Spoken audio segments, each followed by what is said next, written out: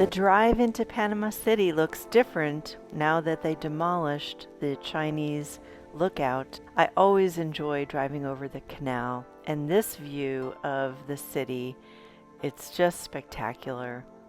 This week I am chatting with Kent Davis and Matthew Marx of Panama Equity Real Estate. And in the video, I'm going to be showing clips of different properties that they have available on their website. I hope you enjoy the interview. I really am like a country bumpkin because I needed a code to get to the bathroom, and then I was trying to use the elevator to get up to the 20th floor, and I was on the wrong side. So I'm on the hotel side of the Sordus, and now I'm going to the business side. Let's chat with Kent Davis and Matthew Marx of Panama Equity Real Estate. Here we are talking with these two distinguished gentlemen. Will you go ahead and introduce yourselves to my subscribers? I'm Matthew Marx, partner here at Panama Equity. And I'm Kent Davis, founder of Panama Equity. And what is Panama Equity? Probably the best real estate company in Panama. Not probably, it is the best. So, there you go. So it was definitely a one-way plane ticket. I was living in Atlanta, Georgia at the time. So I'm originally from Hawaii, but I, out of college, took a good job that I liked in Atlanta, Georgia. But I kind of knew that I wanted to do something else outside of the country. So, I spoke some Spanish. I lived in Spain during college for a bit. And I started looking around and I said, well, Venezuela looks interesting, but everybody was saying, oh, watch out. It's not going in the right direction. Costa Rica, also looked at Costa Rica, but it kind of felt a little played out, like I had maybe missed the bus a little bit.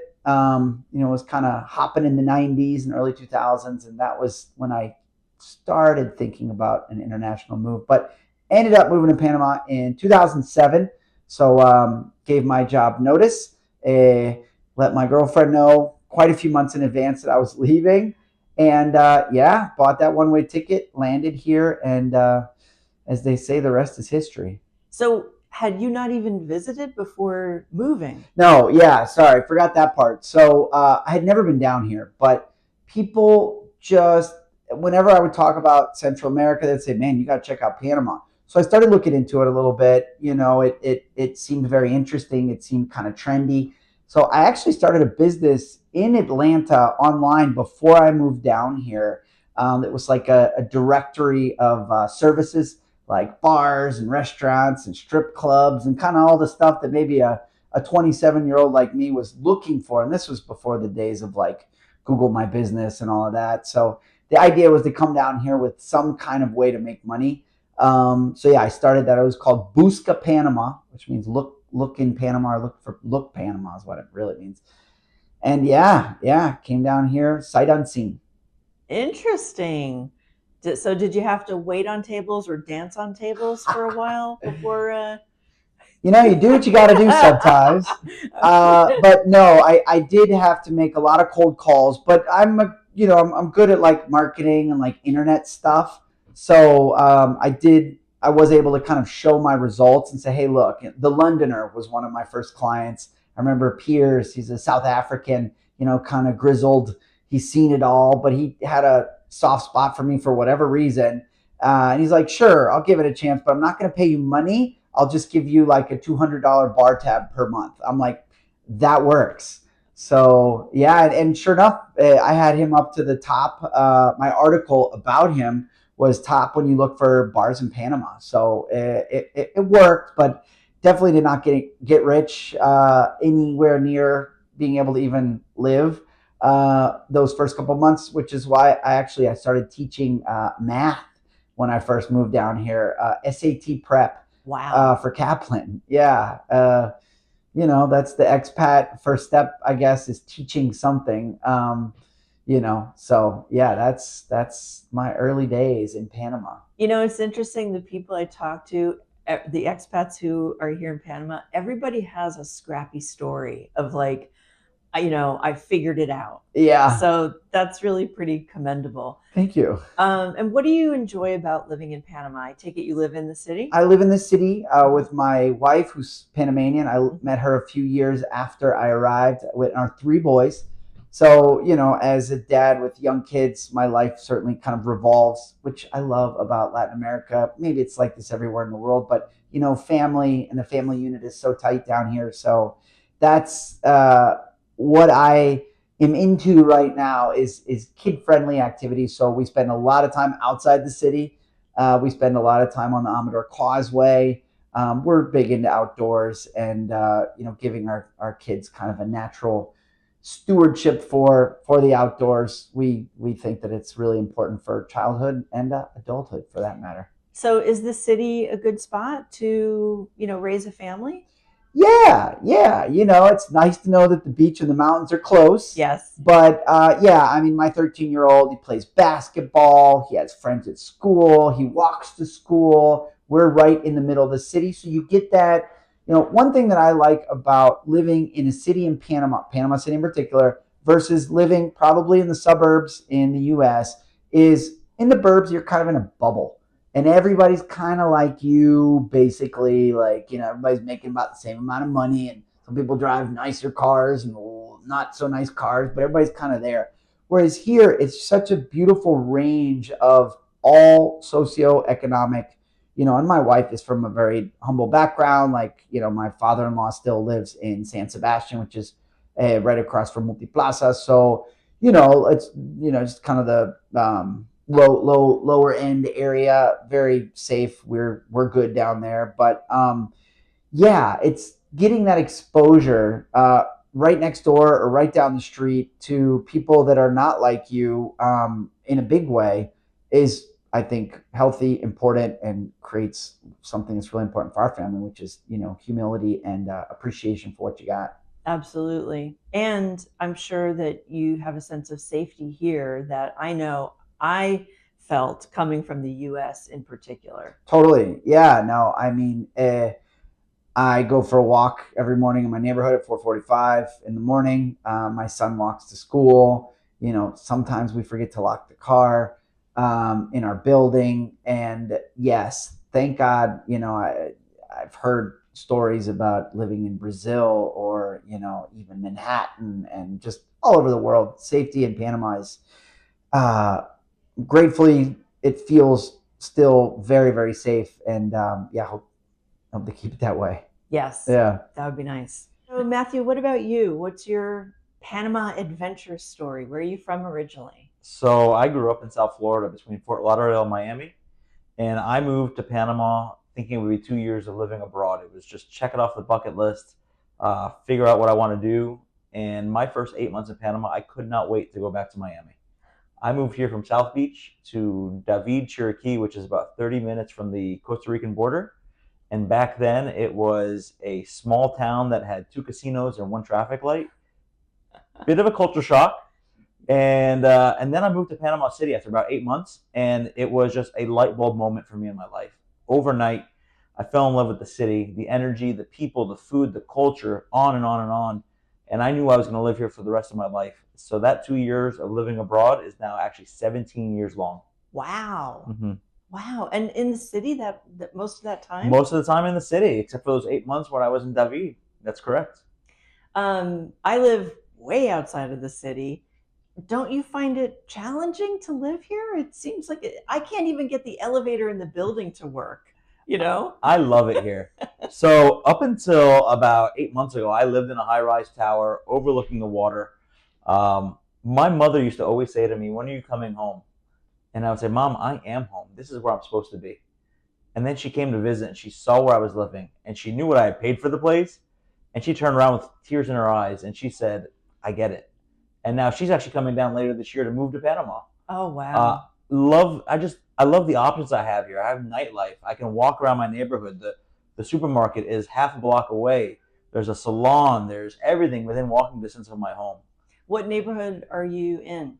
Well, so now I've recently actually moved to Ancon Hill. Uh-huh. And that's a whole nother lifestyle that I never thought I was going to have. My wife is just an animal lover. We have 4 cats. She came home one day with a 90-pound Labrador that she adopted, and we couldn't keep him inside of a high rise like that. It just felt cruel. Yeah. So we found a home in Ancon Hill, and I would have never thought I'd be so happy as I am living in this home. We've lost the walkability a little bit, but Patty, I wake up in the morning, I see toucans in the trees. If I get home after 9 o'clock at night, there are deer walking through my yard, and that's in Panama City still. That is in Panama City.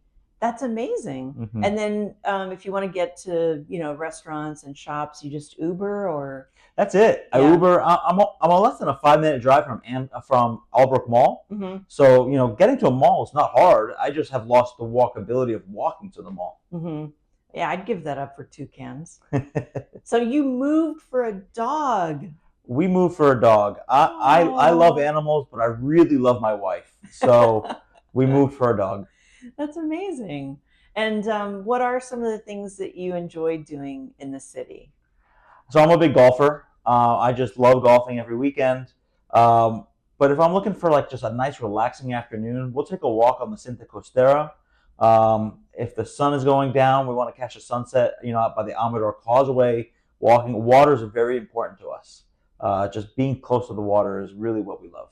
And when you want a little getaway, where do you go typically? Oh, that's easy. We go to El Valle. We're going to go to El Valle to enjoy the cooler climates.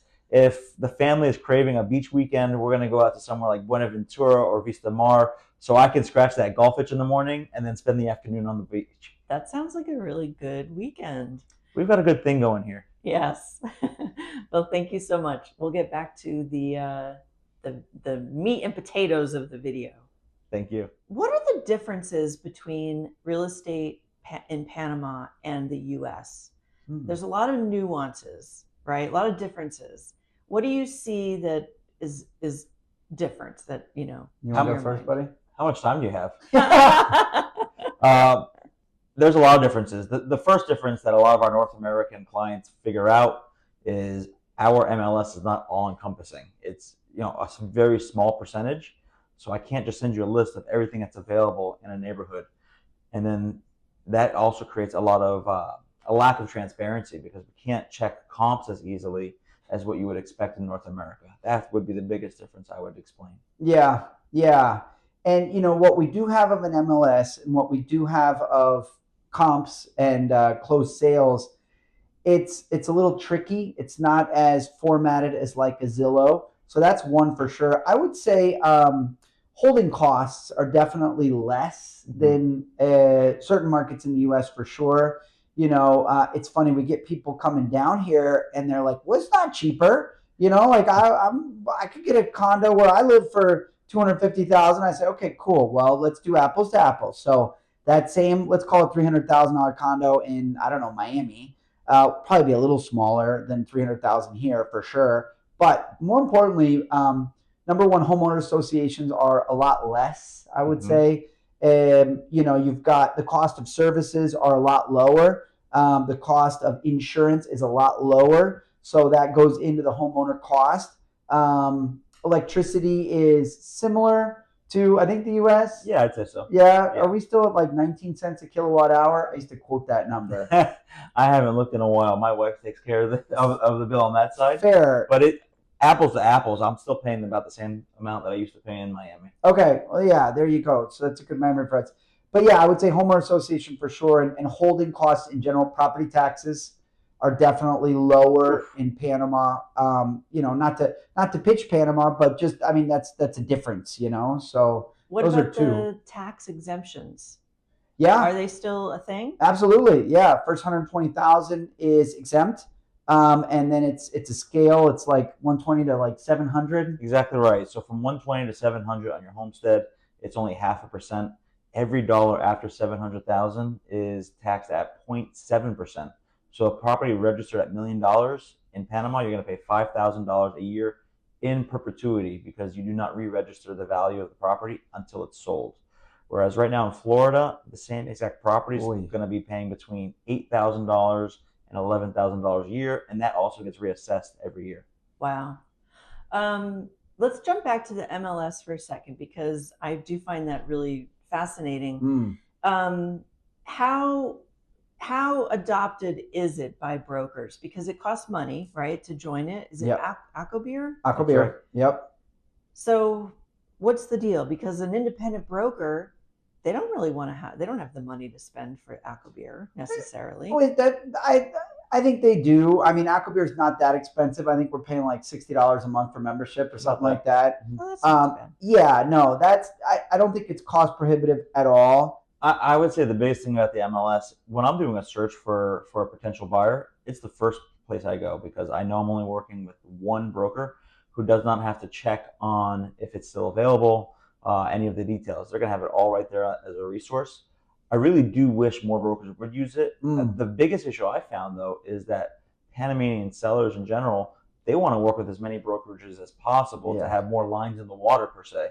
And that's been part of the problem with adopting that type of platform. And it's probably only, Patty, like what percentage of total properties would you say have made it to the MLS? Oh, it's under 15% in today's market. That's the thing. Wow. Yeah. Is this true or not? Sometimes I notice that different brokerage firms, well, they're going to be cordial with others. They don't necessarily want to share too much information with others. I'll take that one. All right. The answer, yes and no. Okay. You typically get just a really tight knit of other brokerages that you trust. Okay. That you have a really good rapport with, and that your first phone call is to them to check their inventory, and then beyond that, you'll go out to other brokerages. I think Panama still has a little bit of that wild west attitude towards it, and you don't always know if the person you're working with is licensed or has experience in the market. So I'd rather reach out to the other licensed agents in the other licensed brokerages that I know have a good track record of working in this market. Yeah, and I remember early days, and I think it still kind of happens, where I've got a property for sale. A buyer's agent calls me and says, "Hey, I might be interested. Which building is it in?" And I tell them the name of the building, and they say which floor, and I'm not going to tell them the floor. But if it's one of those buildings where there's very few properties for sale, they're going to go to that building and start asking around. So, you get that a little bit. So sometimes, one might keep property information close to the chest. We have very good relationships with 99% of our sellers, such that they will tell us, "Hey, remember that guy that you showed this property with? He just showed up on my doorstep." We've definitely had that happen. He's like, "Can you deal with them?" They're like, yeah, we can definitely deal with them.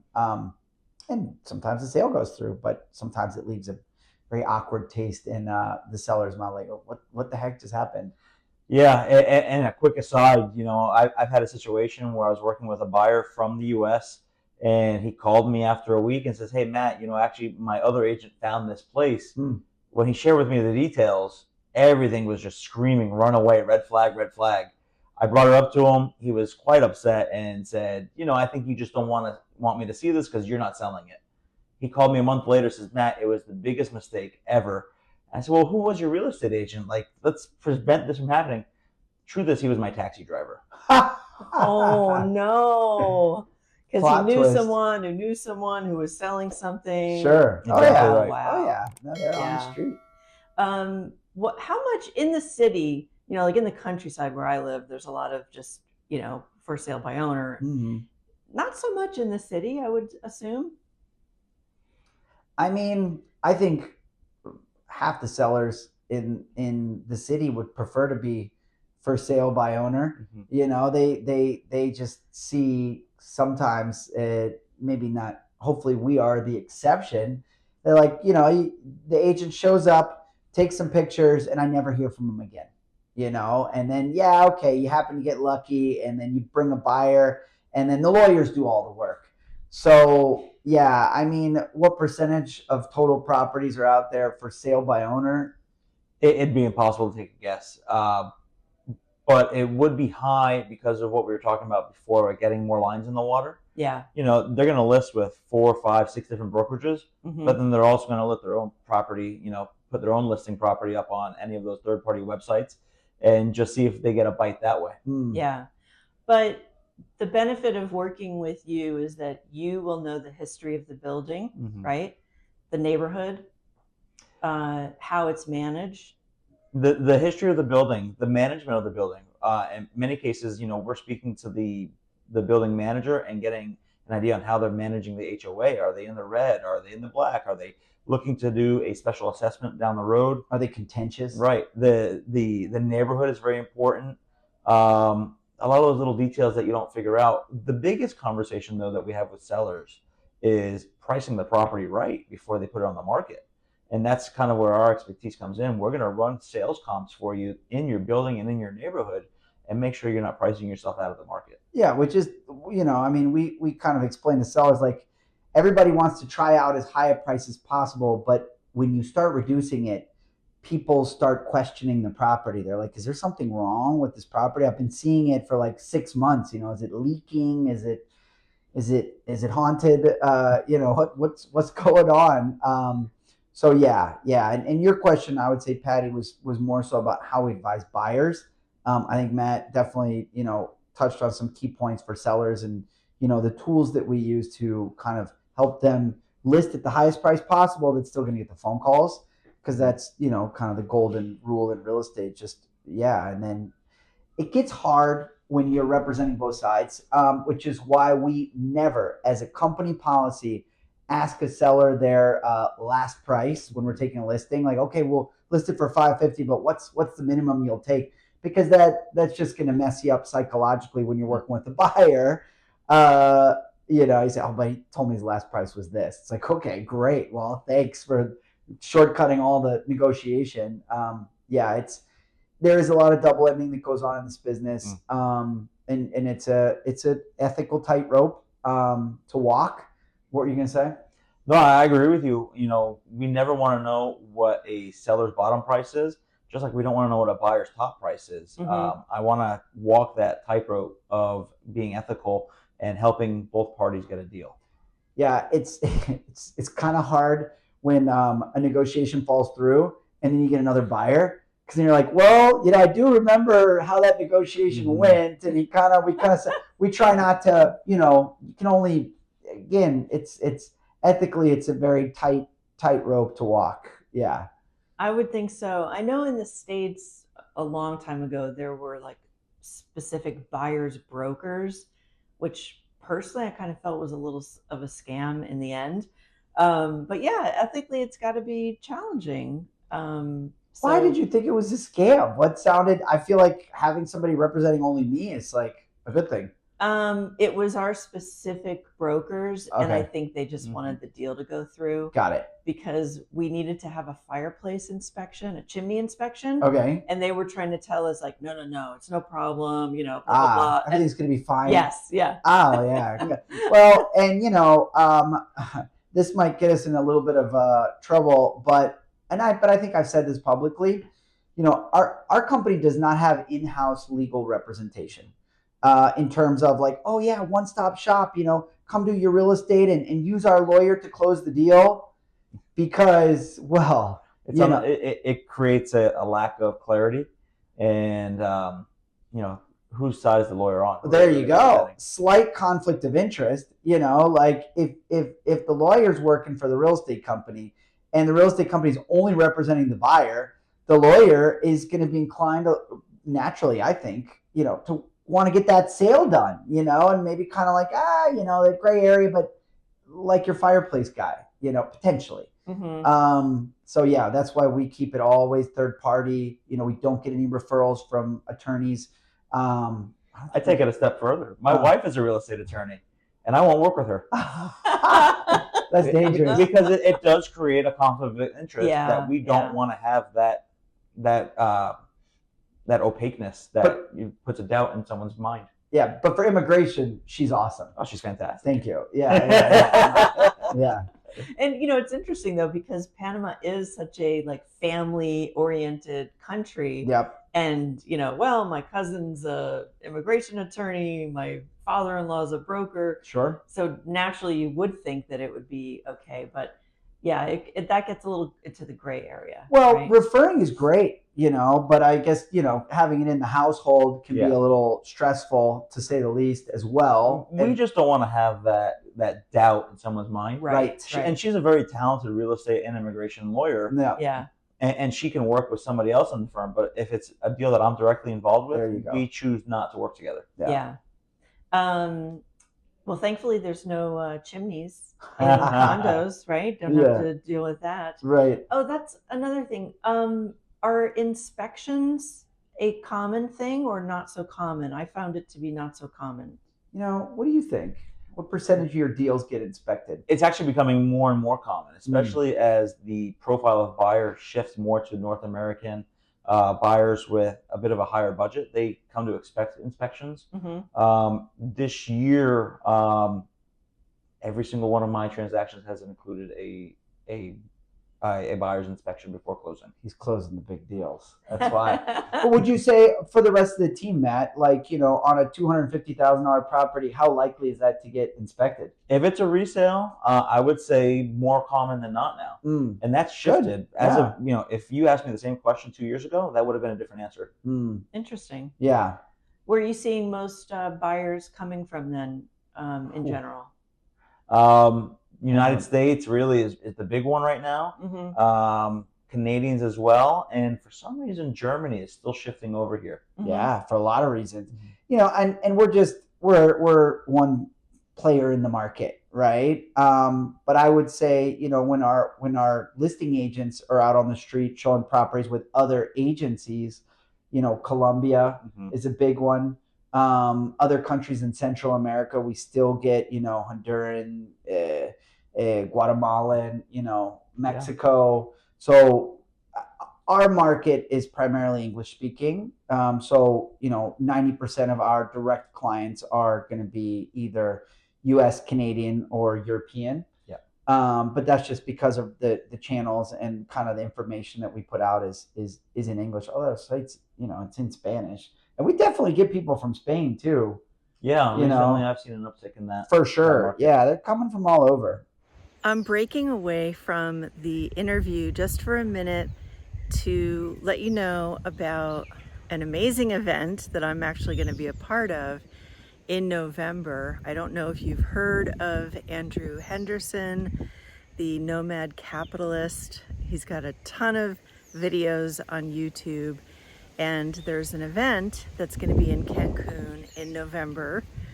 I don't know about you, but I'm seeing so many people interested in just getting a little bit more freedom or becoming like a global citizen.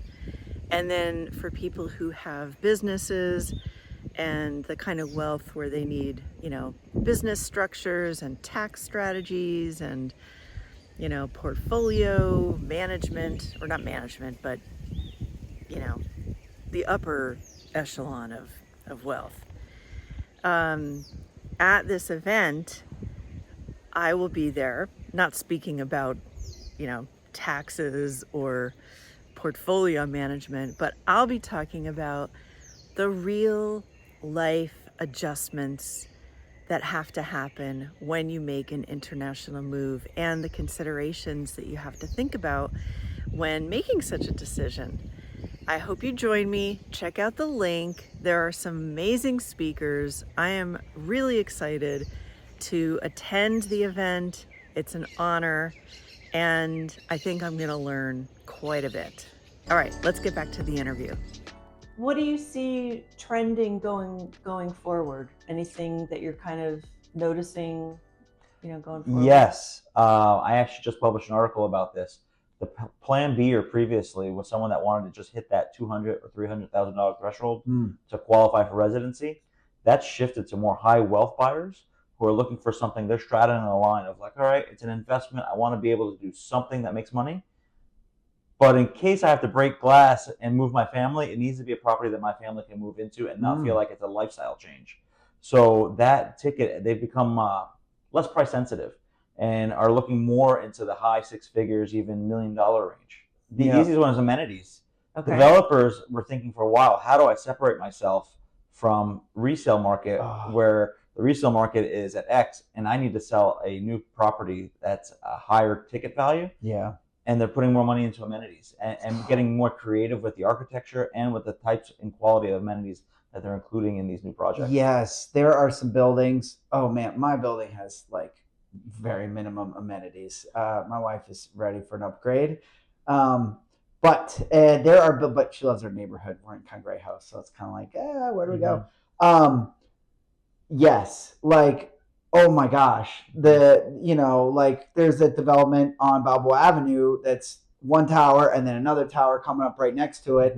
They're gonna have like cold pools and saltwater pools and regular, I'm a swimmer, regular lap pools, and then every single like sport court you can imagine. Yeah. Paddleball and pickleball and basketball and volleyball. Like they're turning into these country clubs, and I love it. And I think that's helping these guys charge higher price per square meters, like you said. The designs are getting better. We've got another developer who is sticking to kind of the Italian style, but what I learned is that you've got stuff either Italian styled but manufactured in China or elsewhere, and then stuff from Italy. And they showed me the two different countertops, and you can tell the difference. So I think it's a more discerning buyer, or at least if they're going to be charging higher prices, they need to be offering a little bit less cookie cutter. That's right. So there's some nicer stuff coming out. And that's where they're separating luxury from everybody else. They're all putting in a tennis court. Some are putting in nicer tennis courts. Some are including coffee shops in their lobby. There's one building in Paitea that has a private restaurant just for the residents and their guests. Yeah. So they're stepping up their game. A big private restaurant. We did a video on that. We did. How many tables did you say they have? Like 30? At least, yeah. Wow. Isn't that cool? You'd And think it's they'd full. want to open it up to the public. No, that would be too like lowbrow. You gotta have I think there was a video, and you said something that I thought was very interesting, because we're always talking about market saturation, or and return on investment. Sure. But you were saying that they keep building stuff, right? Yeah. And so there's not really a chance for things to appreciate. Right. Right? Yep. Talk a little bit about that. Man, so good timing. I'm getting ready to release a report on that, and the tides are turning a little bit, and it's reassuring. It's nice to be able to sell into a property where you can look back and say, hey, look, prices were actually lower, 12 months ago, 16 months ago, or even better, when you bought this property 3 years ago on paper and now it's done. Sure, you might have gotten a little bit of appreciation, but the rent that you were banking on getting on this return has gone up by at least 20 to 25%. In some cases, 30% over that, if it's a 3-year hold while you're waiting to get the keys. And that is starting to drive up values because, if it's an investor, it's like, well, I'll pay more money for a property that's going to rent for more. So that's helping a lot. We also did have a really big kind of shortage of supply, new supply getting started back like pre and obviously during COVID. So like 2019 to like 2022, even pre-COVID, there was less projects on paper. So less pre-sales, less planned developments. And we are now just reaping the benefit of that because like 4 or 5 years ago, roundabout when all these towers would have gotten delivered, towers never started. That's right. What do you think about that? I actually have seen the resale market increase as well, probably about 10% over the last year. Bring it. Hallelujah. That's the price per square meter because inventory has shrunk and you are getting more a motivated seller who they're pricing correctly and they're not having to negotiate as much. One of our beach agents was telling us this week, he's looking for a property in one specific building and there's nothing for sale. He's to the point where he's going to start door knocking. Yeah, and when you get to that point, it's a seller's market. Now, we are not in a seller's market, nowhere near it. I think developers are starting to trend again with a lot of new planned developments. Let's see if they all come to fruition. But the thing is that they're pricing them, what they would have been pricing in, I don't know, Costa del Este 5 years ago at 2,800 a square meter. They weren't at 3,000 a meter, but now they're at like 3,500 a meter. So that's 15% right there. That's list price, asking price, but they're getting it. There's parts of the city where they're getting 5,000 and 6,000 a meter as well. Oh yeah, out on the islands, man. Gee whiz. I mean, they're at like 8,000 or 9,000 a meter in some places. So it's, and when the top goes up that high, the bottom can kind of creep up too, right? And those are the resales, the stuff that, like my building, that's like 15 years old. Like, yeah, cool. We like that Luxor 500 is coming in at like double the price of ours. It's like, all right, Mr. Value Investor, It's a rising tide. a rising tide lifts all ships, but you're not going to get those Luxor 500 amenities. That's the thing in my building. But I would push back on you. For an investor or even an end user, they can get more bang for their buck with a larger condo and pay the same final price. Sure, yeah. But when you have 3 kids, like it's nice to have like 10 pools. I don't know. It's also nice. It's also nice to have separate bedrooms. Yes, yeah, we're good on that. But yeah, anyway, it's different markets. But I would say the fact that pre-construction pricing has gone up so quickly, it is pulling up resales and is also making resales or existing properties that much more attractive. When the gap is like, wow, that's a big gap. And yeah, that moves the needle on prices and is. And then the rental market sounds like that's increased as well. That's a big deal. Yeah, like the demand. We've got a friend who speaks at the International Living Conferences, and she came back at last year's conference and was like, man, everybody was renting, but there was a lot of people renting, and that's changed. 5 years ago, they would have been all looking to buy. I don't know if that's related to the situation up north, with people finding that they're not able to, sell their properties. So they're having to go kind of conservative until they do. I don't know. Yeah, but it's trending and it's driving rents for sure. There's a couple factors, piggybacking on what's happening up north. A lot of people are coming here if they're first time traveling abroad or investing abroad. And they're saying, I need to dip a toe first. Sure. So I need to rent for 6 to 12 months before making that big plunge. Yep. Right. Yep. Right. And it's a good idea, for some, each to their own. For sales, any indication on days on market? Is that something that's even calculated here? Or we calculate it. Yeah. Rental properties are way less than 30 days now. Mm-hmm. Like we've got a waiting list for a $3,000 beautiful property we have in Paitilla in the building. They know it's coming online. That's rents. Rents, different market. I would say, what are you telling sellers? Appropriately priced, which to us is like at or maybe slightly below market, depending on how many units are available in that building. Yeah. What do you think? Days on market. 2 years ago, that number was average around 8 months. Yeah, I've seen it creep down to 6 months now. And but is it that high? It is still that high because some people are still pricing themselves out of the market. Sure. Or they're not reinvesting in staging the property. That's another big issue that we have locally. But people that are staging properly and people that are pricing properly, they're selling within 30 to 60 days. Yeah, because like our listings, I track those, and we are definitely we're turning, I would say, closer to like 60 to 90 on like the properties that are priced.